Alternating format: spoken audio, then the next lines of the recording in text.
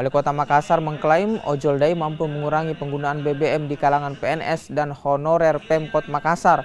Dampak lainnya, naiknya jumlah penumpang transportasi umum lantaran sebagian pegawai memanfaatkan bus dan angkutan umum lainnya menuju kantor. Mengurangi beban biaya transportasi, Pemkot Makassar berencana memberikan subsidi bagi ASN dan honorer pengguna ojek online yang akan diambil dari dana BTT Pemkot Makassar. Kita analisis dulu kan 1 bulan dulu, kasih kesempatan saya 4 kali. Evaluasi dulu terus Pak ya? 4 kali dulu. Akan masih berlaku di hari Selasa Pak? Oh tetap, selama 1 bulan kita itu, kami berharap konsepnya adalah hari Rabu khusus perbankan, naik semua.